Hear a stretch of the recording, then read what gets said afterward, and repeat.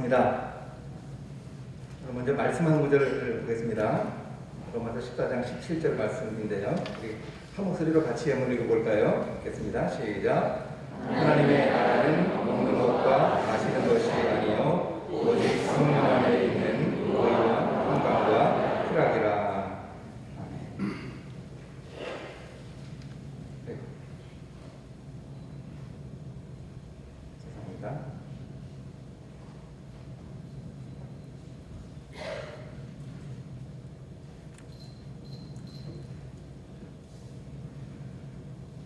예수님이 오셔가지고 공생의 사역 시작하시면서 가장 먼저 선포하신 메시지가 뭐죠? 여러분 알고 계시죠?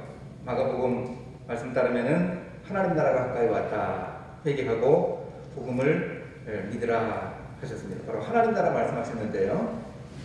예수님이 시험 받으실 때 이미 이 하나님 나라에 대한 그 유혹을, 마귀로부터 유혹을 받으셨어요. 마귀가 잘 알죠. 왜 예수님이 이 땅에 오셨나 하는 걸 잘 알아서 유혹을 합니다. 그 유혹을 하면서 먼저 이 돌을 떡이 되게 해라. 빵 만들어 먹어라.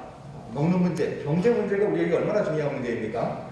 세계 정치도 지금 이 경제 문제 때문에 코로나 또 전쟁으로 인해서 어려움 겪고 있지 않습니까? 우리나라도 지금 이 경제 문제가 심각합니다. 바로 이 경제 문제를 통해서 하나님 나라 임하게 해라. 뭐 그렇게 어렵냐? 돌덩이 떡으로 만들면 모든 문제 다 해결된다. 이렇게 유혹을 했죠. 예수님이 물리쳐 이기셨습니다. 하나님 말씀으로 살아야 한다 하시고, 또 누가복음 보면은 성전에 올라가서 뛰어내려라. 그러면 온 이스라엘 사람들이 당신이 메시아인 거 알 거다. 하나님 말씀을 인용해가면서 마귀가 유혹을 하죠. 종교 문제로 하나님 나라를 이루라. 뭐 고생할 필요 없다. 그렇게 유혹을 합니다. 온 천하 만국을 다 보여주고 나서 나에게 절하면 하나님 나라가 올 거다. 이거 다 너에게 주겠다. 그것 때문에 온 거 아니냐. 이렇게 유혹을 하죠. 그 모든 것 다 물리쳐 이기셨습니다. 예수님이 하나님 나라를 위해서 이 땅에 오셨는데, 하나님 나라를 임하게 하셨는데, 그럼 과연 어떻게 하셨습니까? 어떻게 하나님 나라를 보여주시나요? 말씀하십니다. 산상수훈으로 말씀하시고 비유로 말씀하시고 하나님 나라에 대해서 설명을 하시는 거죠. 이 설명하시는 그 이야기 우리가 잘 알고 있습니다. 그리고 또 귀신을 쫓아내십니다. 귀신이 다스리는, 귀신이 지배하는 그 나라가 아니고 하나님 나라는 어떤 나라인가? 하나님이 통치하시는 나라라는 거죠. 그게 바로 하나님 나라 아닙니까? 귀국이 아니고 천국입니다. 하나님 나라입니다. 그리고 또 병자들을 고쳐주십니다. 죽은 자를 살리십니다. 이게 바로 하나님 나라 보여주신 거죠. 여러분이 하시는 일이 바로 하나님 나라를 세상에 보여주고 있는 일입니다. 바로 그 일을 통해서 하나님 나라를 효과적으로 보여주셨습니다. 천국은 더 이상 질병이 없는 것입니다. 죽음이 없는 것 아닙니까? 바로 그렇게 보여주셨습니다. 그리고 오병이어, 칠병이어 이적을 통해서 뭘 보여주십니까? 하나님 나라는 배고픔이 없는 것이란 말입니다. 그 당시 사람들 참 힘들게 살았죠. 마귀가 유혹하면서 이 돌을 떡덩이 만들어 먹어라. 이렇게 유혹하는 이유 보면 알 수 있죠. 대부분의 사람들이 힘들었습니다. 요식하는 소수의 사람들 말고는 하루 벌어 하루 먹는 생계 유지가 힘든 그런 사람들이 많았습니다. 그들에게 음식을 나눠줌으로, 배고픔을 없애줌으로 하나님 나라를 잘 보여주셨습니다. 이렇게 하나님 나라를 여러 방법으로 보여주시다가 결정적으로 하나님 나라를 보여주신 게 뭔가 여러분 알고 계시죠? 그게 뭔가요? 바로 십자가죠. 예수님의 십자가가 하나님 나라 보여주는 핵심입니다. 바로 십자가를 위해 오셨습니다. 우리 개인들을 구속하기 위해서 십자가에 달려 돌아가십니다. 이 십자가로 가시는 마지막 길에 세 사람이 있습니다. 이 세 사람이 복음서에서 아주 중요하게 하나님 나라를 보여줍니다. 부자 관원이 있었습니다. 젊은 사람이었습니다. 이 사람은 관심사가 영생이었습니다. 어떻게 하면 영생 얻습니까? 기특하지 않습니까? 예수님에게 영생 얻기 위해서 묻습니다. 요한복음에서 중요하게 얘기하는 하나님 나라 주제가 바로 영생이죠. 근데 예수님 뭐라 그러십니까? 네가 계명 다 지켰다 그러는데 너 있는 거 다 팔아서 가난한 사람들에게 나눠주고 그리고 나를 따르라. 이 하나님 나라를 묘사를 하면서 예수님이 구체적으로 말씀을 하십니다. 하나님 나라에 들어가기. 이런 표현이 성경에 몇 구절 나옵니다. 하나님 나라에 어떻게 들어갈 수 있는가?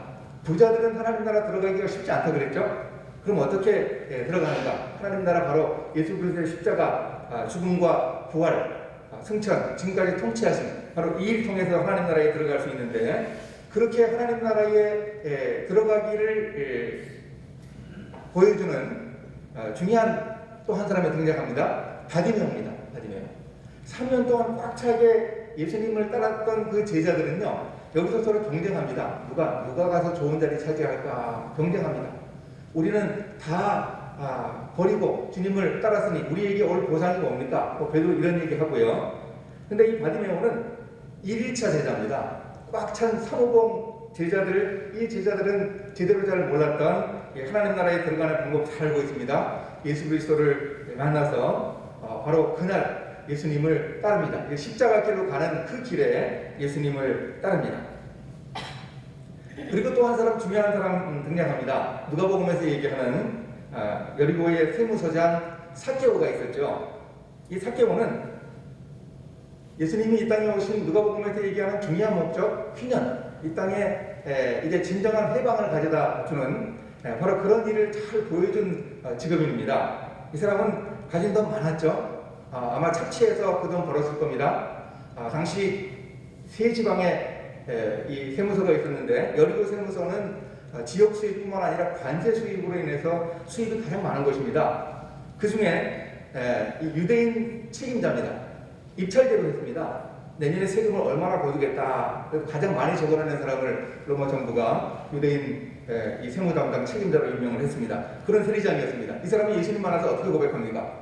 내가 가진 것 절반을 가난한 사람들 나눠주겠습니다. 당시에 가진 재산의 4분의 1을 사회에 환원하면 꽤 괜찮은 부자라고 인정받았습니다. 근데 그 2배인 절반, 그리고 내가 다른 사람들 빼앗은 것이 있으면 4배나 갚아주겠습니다. 이러면서 정말 자기 가진 것 다 예수님 만남으로, 이제 그 십자가에 돌아가실 부활하실 예수님 만남으로 자기가 가진 모든 것을 다 바친 그런 모습을 이 삭개오가 보여주고 있습니다. 이렇게 십자가, 예수님의 죽음과 부활과 그리고 승천과 지금까지 통치하심, 바로 이 십자가의 구조로 우리 믿음을 가지고 있는데요. 이 믿음이 틀렸다는 것이 아니라 하나님 나라 구조에서 한번 이걸 좀 이해할 수 있어야 하겠습니다. 이런 얘기가 있습니다. 창세기 3장부터 요한계시록 20장까지 믿음을 가지고 살아가는 사람이 있다. 창세기 3장에 뭐가 있죠? 아담과 하와가 타락합니다. 인간의 타락. 그리고 요한계시록 20장에 환란이 있어요. 예수님 재림하실 때는 환란이 있어요. 바로 이 구조 안에서 가지는 그런 믿음이 있다는 거죠. 이게 바로 십자가이죠. 십자가 죽음과 부활입니다. 근데 성경은 창세기 3장에서 계시록 20장으로 끝나는 게 아니죠. 앞에 창세기 1장, 2장이 있습니다. 그리고 요한계시록 21장, 22장이 있습니다. 이게 어떻게 있는가? 창세기 1장, 2장인 거죠. 바로 타락하기 전에 하나님이 사람을 창조하시고 에덴 동산에서 하나님 나라를 세우시려고 하신 거죠. 그 에덴 동산이 우리가 이룬 하나님 나라입니다. 생명나무가 있고, 요한계시록 21장에 새하늘과 새 땅이 임한 후에 나타날 그 나라가 바로 에덴 동산의 복원 아닙니까? 바로 그렇잖아요. 규모가 물론 에덴 동산은 작았고 앞으로 우리가 맞을 것은 도시고 큰 그런 규모의 차이가 있습니다만, 바로 이렇게 하나님 나라 구조에서 보는 이 십자가를 우리가 제대로 이해할 수 있어야 하겠습니다. 바로 이 에덴 동산의 모습이 하나님 나라를 잘 보여주고 있습니다. 예수님 말씀하십니다. 하나님의 나라가 너희 안에 있다. 바리새인들과 얘기하면서 그러세요. 너희 안에 있다. 이미 예수님 오심으로 하나님 나라가 이 땅에 임했습니다. 그리고 너희 안에 하나님 나라가 있다. 그러십니다. 예수님 초림으로 이미 하나님 나라가 임했는데, 그런데 아직 예수님이 재림하시지 않았습니다. 하나님 나라가 우리 속에 있지만 재림하시지 않았어요. 재림하실 때까지는 이 하나님 나라가 어떤 모습인가 하면요, 이미 임했어요. 하나님 나라가. 그러나 아직 완성되지는 않았습니다. 이미 아직 사이에 긴장이라고 그러는데요. 제가 이 83학번 총신대학 다녔는데 83년 그때 아주 힘든 때였죠. 그때 이 세상의 모습을 보면서 정말 괴로웠습니다. 뒷산에 올라가서 기도굴에 가서 기도만 한다고 하나님 나라가 임할 건가 정말 고민스러웠는데, 하나님 나라의 바로 이 모습을 84년 2학년 때 신약 개요라는 과목에서 배우고 나서 제 세계관이 바뀌어버렸습니다. 이미 하나님 나라가 임했지만 예수님 재림 때까지 아직 완성되지 않은 하나님 나라라 하는 거죠. 예수님 재림하시고 나면 하나님 나라가 어떻게 되는가? 그때 이제 영원한 하나님 나라가 우리에게 이루어질 것입니다. 그럼 예수님 초림과 재림 사이의 기간, 오늘 우리가 살고 있는 기간이죠. 이 기간은 뭔가? 이 기간은 바로 과도기입니다. 완충지대입니다. 일종의 휴전선이라고 보면 됩니다. 휴전선. 빈무장시대라고 보면 됩니다. 남북한 사이에. 그러니 과도기를 우리가 살아가고 있습니다. 이 시기에 정말 힘들고 괴롭지만 하나님 나라를 미리 맛보고 하나님 나라를 바라보고 이런 소망을 가지고 우리는 오늘 우리의 삶을 살아가야 합니다. 그런데 예수님이 이 현재적인 하나님 나라뿐만 아니라 미래적인 하나님 나라를 말씀을 하시는데요. 그게 바로 우리 직장인들이 일터에서 체험하기 좋은 그런 말씀을 하십니다. 이 성경 구절 한 구절에 하나님 나라의 미래 모습이 담겨 있습니다. 내 아버지께서 내 나라를 내게 맡기신 것 같이 나도 너희에게 맡긴다 그럽니다. 우리가 장차 하나님 나라에 가서 우리가 죽어서 예수님 재림하신 후에 이루어질 그 하나님 나라에서는 바로 이런 일이 있습니다. 뭔가 맡기신 일, 나라를 맡기신 일, 이런 비즈니스가 있습니다. 바로 이 일을 해야 하고 또 예수님의 상에서 먹고 마십니다. 이 먹고 마시는 일상이 바로 하나님 나라입니다. 이 땅에서 우리가 먹고 마십니다만 장차이면 하나님 나라에서도 뭔가 이런 게 있을 것 같아요. 먹고 마시는 이런 일상이 있고요. 또 거기서 12지파를 다스리게 한다 그럽니다. 통치가 있습니다. 리더십이 있어요. 하나님 나라의 모습이요. 예수님이 막연하게 성경은 참 장차이면 하나님 나라의 모습에 대해서 자세하게 얘기하지 않거든요. 그게 참 신기하고 또 좀 야속하기도 해요. 좀 명쾌하게 말씀하시면 좋겠는데 그렇지 않은 모습이 안타깝긴 합니다. 근데 여기서 우리가 보면 하나님 나라는 바로 하나님의 통치라는 거죠. 그래서 지금 이 땅이 하나님이 통치하시는 그 나라라 하는 거죠. 이런 관점에서 우리가 이해를 할 때 구약시대를 한번 돌아볼 수 있으면 좋습니다. 우리는 예수님 오신 이후에 하나님 나라가 시작되었으니 구약시대에는 하나님 나라가 없다 이렇게 생각할 수 있는데 그렇지 않습니다. 구약시대에도 하나님 나라가 있었습니다. 이미 하나님은 이스라엘을 통해서 하나님 나라를 이루고 싶으셨죠. 근데 그 이스라엘이 실패했잖아요. 성전을 통해서 하나님 나라를 보여주고 싶었는데 그 성전은 무너져내리고 바벨론에 포로되어 가고 이런 일을 겪었습니다. 근데 예수님이 바라보실 때 구약의 총리들의 모습을 이렇게 떠올리게 하는 그런 말씀을 하시더라고요. 하나님 나라를 연관점으로 바라본 게 저에게도 아주 새로운 안목이었는데 가만히 생각해 보십시오. 이스라엘이라는 하나님 나라의 어떤 모형이라고 할 수 있는 그 나라는 실패했는데 그 주변에 당시 세계 최대 최강 제국 여러 큰 나라들이 있었습니다. 애굽이 있었죠. 또 바벨론이 있었습니다. 페르시아가 있었습니다. 거기에 유대인들 한 명이 가서 총리를 했습니다. 실권 1인자인 총리를 했습니다. 누군지 아시죠? 요셉, 애굽의 요셉, 또 바벨론의 다니엘, 또 페르시아 제국의 모르드게. 이 모르드게는 잘 모르시죠? 모르드게는 모르면 되게 쉽을 것 같아요. 대표적으로 요셉, 다니엘 같은 사람은 바로 그곳 세계 최대 최강 제국인 그 나라에 가서 실권 1인자로 총리의 그런 삶을 살았다 하는 걸 볼 수 있습니다. 그리고 우리가 이 아침에 일터에 임하는 하나님 나라를 보면서 예수님이 바라보신 그 구약시대의 총리들 속에 나타나는 하나님 나라의 모습, 거기에서 우리가 오늘 일하는 사람으로서 어떤 하나님 나라의 교훈을 얻을 수 있는가, 이걸 한번 생각해 보면 좋겠습니다. 아무도 해결할 수 없었습니다. 꿈을 꿨는데 애굽 파라오가 해몽을 못합니다. 이때 생각나는 사람이 있었습니다. 출발점 관원장이 자기 2년 전에 추억을 합니다. 내가 감옥에 있을 때 해몽한 사람이 있습니다. 요셉이 볼로 올려졌죠. 그리고 요셉이 판단합니다. 정확하게 판단합니다. 설득합니다. 그리고 해결책을 제시합니다. 7통 7융 대비 애굽 제국 국가 서바이벌 프로젝트, 이런 기획안입니다. 이런 기획안을 애굽왕 바로에게 제시를 합니다. 지금 사실 요셉은 그런 걸 생각할 때가 아니죠. 근데 세상의 고민, 세상을 치리하는 그 파라오의 그 고민, 그 범민에 집중했습니다. 그 고민을 풀어내려고 합니다. 근데 요셉 자신은 고민스러웠습니다. 어떤 고민이 있었습니까? 나이 30인데 요즘 우리 젊은이들 고민이 뭐죠? 내가 어떻게 직업을 제대로 세울 건가? 또 내가 어떻게 가정을 세울 건가? 이런 두 가지 고민이 있지 않습니까? 이 고민 때문에 참 힘들어합니다. 이런 관점으로 요셉을 보면 호적에 빨간 줄 가 있습니다. 그리고 지금 감옥에 들어와 있습니다. 일도 없습니다. 근데 일은 열심히 합니다. 결혼은 당연히 못했을 겁니다.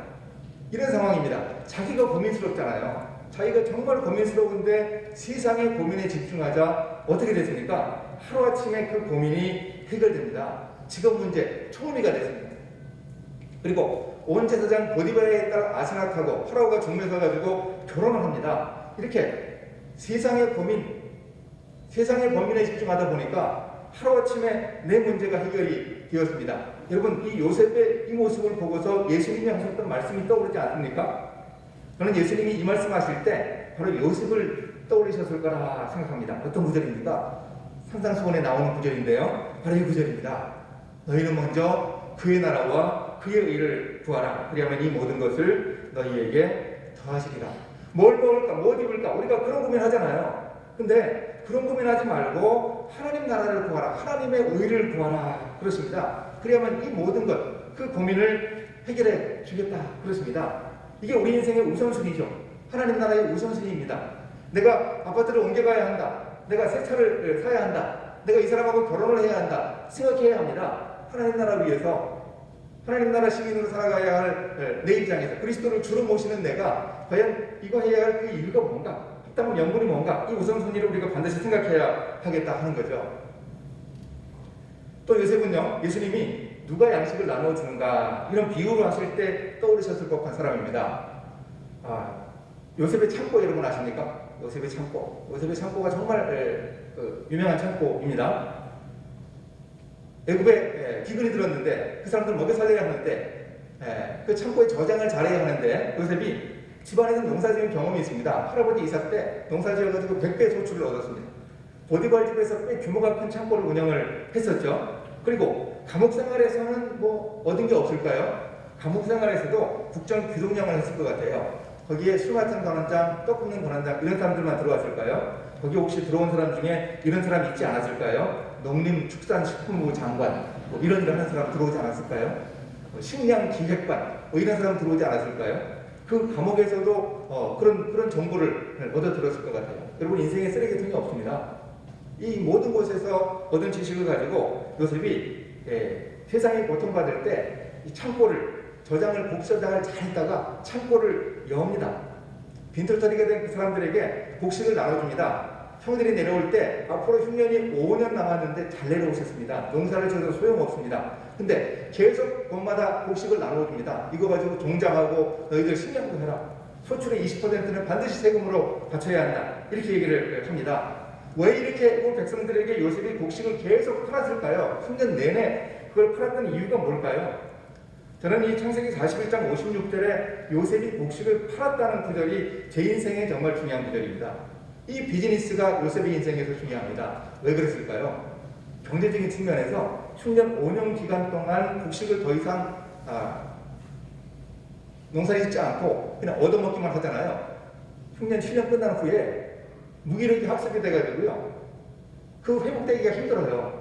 바로 그런 의미로 곡식을 계속 공짜로 나눠주지 않고 곡식을 계속 팔았고, 또 하나 중요한 의미, 이 비즈니스를 통해서 세상을 구원했습니다. 여러분, 요셉에 대한 얘기 성경에서 창세기에서 보시면 요셉이 기도를 했더라, 말씀을 받더라, 하나님을 찬양했더라, 예배를 드렸더라, 이런 얘기 혹시 보셨어요? 요셉이 그런 거 했다는 얘기 보셨습니까? 안 했을까요? 했을 겁니다. 근데 성경은 한마디도 기록하지 않습니다. 뭐 기록합니까? 눈 뜨면 여기저기 우상이 두실거리는 애국 궁궐의 이야기, 자기 집안에서 겪는 갈등의 이야기, 보디발 친위대장 집 밑에서 유혹받고 어려움 겪는 그런 이야기, 그런 세상 속 비즈니스 현장에서 겪는 어려움, 여러분의 삶의 정황, 우리의 삶의 자리에 그 일을 기록하고 있잖아요. 그 비즈니스, 요셉이 곡식을 팔았던 그곳으로 세상을 구원했습니다. 여러분, 이 사실이 정말 중요합니다. 예수님이 누가 양식을 나눠주겠느냐 이런 말씀하실 때 이 요셉을 떠올리셨을 것입니다. 오늘 우리가 배워야 합니다. 또 다니엘이라는 총리가 참 유명하죠. 모퉁이의 머릿돌이 손대지 않은 돌처럼, 예수님이 이렇게 말씀을 하시는데, 이거 바로 다니엘 2장에 나오는, 거기에 느부갓네살 왕이 꾼 꿈이죠. 머리 금, 은으로 되고 동으로 되고 철로 되고 철과 흙이 섞여 있는 그 신상이 있는데 바로 이거 바벨론부터 시작해가지고 로마까지 이르는 바로 그 역사를 하나님이 보여주신 거죠. 큰 돌이 날아와가지고 신상에 발을 치니까 그 신상이 가루가 되고 태산이 되더라. 바로 이게 느부갓네살 왕이 꾼 꿈의 내용이죠. 바로 이런 다니엘을 통해서 바로 이 멸망하지 않는 하나님의 나라를 보여줍니다. 그리스도 왕국 하나님의 나라를 보여주고 있습니다. 인자 같은 이 표현이 예수님이 자신을 사람의 아들 인자라고 말씀하신 바로 그것과도 연결돼서 이 다니엘의 의미가 있습니다. 이 다니엘이요 일터에서 승리했던 비결을 6장 23절에서 얘기해주고 있습니다. 자기 하나님을 믿었기 때문이라. 우리도 믿었는데 어떻게 그의 믿음은 설명하고 표현할 수 있을까요? 다니엘이 하나님을 믿었던 것, 그것은 어떻게 나타날 수 있을까? 저는 중요한 거 두 가지라고 생각하는데 다니엘은요 일터에서 탁월했습니다. 일터에서 모함하잖아요. 이제 메데바사 제국이 들어서가지고 다리오가 왕이 됐는데 총리 세 사람이 있는데 그 중에 다니엘을 뽑아서 수석 총리로 삼으려고 했습니다. 우리나라 삼정승제도 조선시대의 영의정, 좌의정, 우의정 중에 영의정이 일종의 총리 역할을 비슷하게 했잖아요. 바로 그런 것처럼 이렇게 수석 총리로 삼으려고 하니까 다른 두 총리들, 그들을 따르는 관원들, 이 사람들이 가만히 있지 않았습니다. 한 달간의 기도 금령을 만들잖아요. 다니엘이 걸려들었어요. 기도합니다. 그래가지고 사자굴에 들어가게 됐잖아요. 근데 다리오 왕이요, 다니엘을 살리려고 최대한 노력하더라고요. 해가 질 때까지 기다리고, 우리 식으로 얘기하면 육국전설을 뒤지고 뭐 김앤장을 동원하고 그랬을 거예요. 어떻게든지 살려보려고, 정말 살려보려고 애를 썼습니다. 그 이유가 뭘까요? 국법을 어긴 신하 이 다니엘을 살리려고 다리오 왕이 왜 이렇게 애를 썼을까요? 혹시 이 다니엘과 다리오가 같은 다시였나요? 여러분, 이 다니엘이 왕족의 가능성이 많습니다. 왕족과 귀족의 자제중에 볼모로 끌고 갔거든요. 다시 맞잖아요. 이스라엘의 유명한 왕, 실제적인 국부 있죠? 다로 시작하는 왕이 있죠? 누구죠? 맞죠? 그죠? 진짜 믿으시면 안 돼요. 나중에 질문하라 그랬더니 이거 질문하시더라고요. 여러분, 다니엘하고 다리오는요, 우리 식으로 얘기해도 혈연이 없습니다. 다니엘은 저 변방 유다에서 포로로 잡아온 사람이고, 다리오 왕은 아버지가 메대 사람, 어머니가 바사 사람, 바뀌었는지 모르겠어요. 메데바사 제국의 초대왕으로 손색이 있는 그런 사람입니다. 그러니 혈연이 있을 리가 없죠. 유대인들은 우리 식으로 얘기하면 성이 없이 이름만 불러요. 성은 다르게 지파 이름이나 다르게 부릅니다. 이름만 가지고 하는 그런 문화를 가지고 있는 곳이에요. 그러니 이 혈연이 있을 리가 없습니다. 또 학연 지연이 있을 리가 없잖아요. 또 왜 다리오 왕이 다니엘을 그렇게 아꼈죠? 여러분 마음속에 답이 있죠. 바로 다니엘의 그 능력, 이게 필요했습니다. 이것 때문에 그랬습니다. 이거 우리가 좀 살펴봐야 됩니다. 그럼 왕이 다니엘을 얼마나 신음을 했는가? 나중에 다니엘이 살아남은 후에 참수한 사람들을 끌어오잖아요. 누가 참수했습니까? 총리들과 고관들이래요. 총리 셋 중에 둘은 확실하게 죽었어요. 고관들 120명 중에 다니엘 쪽에 40명을 제외한 80명이 전부 죽었을까요? 그건 제가 장담 못하지만 적어도 2사람 이상은 죽었어요. 고관들. 근데 여러분, 이게 가능합니까? 당시에 국방과 행정을 동시에 책임지고 있는 사람, 나라 정치인 3분의 2를 갖다가 죽이고 실각시키면 이 나라가 되겠어요? 여러분, 이 나라 국경선이 상당히 넓습니다. 보이시죠? 아프리카, 이집트, 리비아, 소아시아, 터키, 그리스 땅까지 갑니다. 저쪽 오른쪽에 카스피의 아란이라는 호수가 있죠. 그리고 맨 오른쪽 끝에는 인더스 강이에요.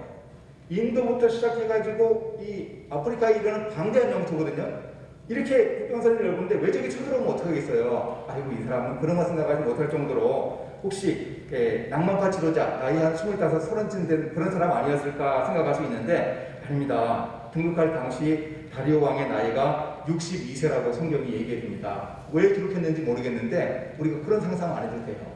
지금 이 다리오 왕에게는요, 정치 개혁을 하려는 포석이 있었습니다. 단파 싸움이 일어나 버렸어요. 두 세력이 화해가 안 돼요. 한 세력을 제거해야 합니다. 본토박이고 다수의 사람들을 제거해버리고 소수고 이방인인 사람을 살리는 겁니다. 여러분, 이런 정치 개혁은 정치사에 거의 미래가 없습니다. 이걸 지금 다리오 왕이 하고 있는 거예요. 두 번째가 우리에게 중요합니다. 다니엘의 정적들을 제거해도 다니엘이 그 대제국을 경영해 나가는데 문제가 없을 거다, 이렇게 생각했어요. 느부갓네살 왕 밑에서만 39년 동안 총리했던 그 경륜, 그의 인적 인프라, 이것 가지고서 그의 고결한 인품, 이거 가지고 충분히 그 대제국을 경영해 나갈 수 있을 거다. 이런 확신이 없었으면 다리오 왕이 나라 정치인 3분의 1을 죽이고 실각시키는 그런 일을 할 수 없었습니다. 여러분, 제가 지금 다니엘 6장을 일터의 관점으로, 직업관의 관점으로 읽고 있는 겁니다. 수긍이 되시죠? 이게 잘 이해가 안 되는 부분이에요. 자유주의 신학하는 사람들은 이게 실제로 있었던 일이 아니고 하나님의 영광이 이렇게 나타났다는 문학적인 표현이다. 제가 주석에 그렇게 돼 있어가지고 제가 욕을 해놨네요. 저는 이 보수 신학을 해가지고 이게 사실대로 이런 일이 있었다고 믿어요. 그러고서 가만히 생각해 보니까 직장 안에는 이렇게 누구를 써야 되나, 어떻게 해야 되나, 이런 관계가 있잖아요. 여러분, 여기서 우리가 어떤 교훈을 얻겠습니까? 우리는 일터에서 신임 받아야 돼요. 우리 윗사람에게, 우리 고객에게, 우리 환자들에게 인정받아야 돼요. 뭐로 인정받습니까? 능력, 전문성으로 인정받아야 합니다. 이 사실이 정말 중요합니다. 우리에게 정말 중요해요. 우리 직업인들에게는요, 이 능력으로, 내 고유한 그 능력으로 인정받는 일이 정말 중요한 일입니다. 이렇게 능력으로 인정받지 못하면 일터에서 사역자가 될 수 없어요. 일터 선교사가 될 수 없어요. 정말 중요한 문제입니다. 우리가 다니엘을 통해 배울 수 있으면 좋겠습니다. 또 다니엘이 그 하나님을 믿었다는 것은 이렇게 착한 행실로 하나님께 영광 돌리는 모습인데, 다니엘 6장 11절에 보면 그 왕의 조서가 내렸을 때, 기도 분령이 내렸을 때 자기 하나님 앞에 기도하며 간구하더라. 이거 우리에게 중요합니다. 기도하며 간구했다. 이게 어떤 의미가 있을까요? 기도와 간구. 왜 이렇게 표현을 하죠? 기도와 간구. 이거 왜 이럽니까? 다니엘이 그 하나님을 믿은 것, 이 기도와 간구, 어디서 많이 보셨죠? 빌립보 4장 6절 7절에서 얘기합니다. 기도와 간구로 너희 구할 것을 감사함으로 하나님께 아뢰라. 저는 이 바울이 빌립보 4장 6절 7절을 쓸 때 다니엘 6장 10절 11절을 머릿속에 그렸다고 생각을 합니다. 용어가 비슷해요. 앞에 나오는 기도는 대표 기도, 시간 정해놓고 하는 기도, 뒤에 나오는 간구는요, 특별히 기도하는 거예요. 특별한 목적을 가지고 하는 기도를 얘기합니다. 또 감사했다고 합니다. 다니엘이 이렇게 기도하고 나서 마음에 하나님의 평강을 얻지 않았을까요? 바로 이런 모습을 볼 수 있습니다. 이렇게 믿음의 생활을 하다 보니까 하나님의 영광이 공식 조서를 통해서 드러납니다. 다리오 왕이 조서를 내렸어요. 온 나라 사람들 다 보도록, 그 나라 말로 번역해서 화벌들이 달려가고, 그리고 거기서 일정한 기간 계시해서 이걸 보게 했습니다. 하나님이 이런 분이다. 이 다니엘이 하나님 앞에서 떨며 두려워하라. 이렇게 하나님의 영광을 드러냅니다. 우리가 착한 일을 통해서 하나님께 영광 돌리는 모습이 이렇게 공식적인 모습으로 드러나는 이 일이 오늘 우리에게 중요합니다. 또 일터성에서 다니엘은요, 이 기도합니다. 기도. 다니엘 6장뿐만 아니라 1장에도 2장에도 또 9장에도 기도하는데, 9장에 보면은요, 거기 다니엘이 책 예레미야의 예언 두루마리 속에 나오는 70년 포로기가 이제 끝난다 하는 이 얘기를 듣고 자기가 뭘 해야 할까 생각을 합니다. 바로 이제 이 포로에서 해방되는, 고레스왕의 칙령으로 해방되는 바로 그걸 생각을 한 거죠. 결국 이 하나님의 말씀과 기도로 거룩해질 수 있습니다. 여러분이 다니엘에게 우리가 이 경건을 좀 꼭 배울 수 있으면 좋겠습니다. 그래서 이 말씀의 중요성을 여러분에게 강조하고 싶은데, 여러분 좀 핸드폰을 꺼내십시오. 핸드폰을 꺼내서 유튜브 앱에 들어가셔가지고 일터 소명을 검색해보세요. 일터 소명.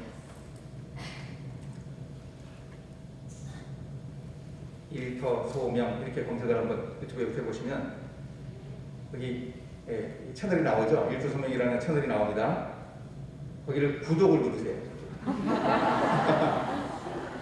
또 중요한 거 한 가지, 알림 설정, 종 모양이 있죠. 알림 설정을 꼭 누르시면 아침 6시에 매일 아침 일터 소명 묵상이 여러분에게 배달이 됩니다. 제가 오늘 다니엘이 전도한 얘기를 하고 싶은데, 마침 오늘하고 내일이 바울의 관계전도 묵상입니다. 이거를 꼭 하셔가지고 좀 꼭 보시면 좋겠습니다.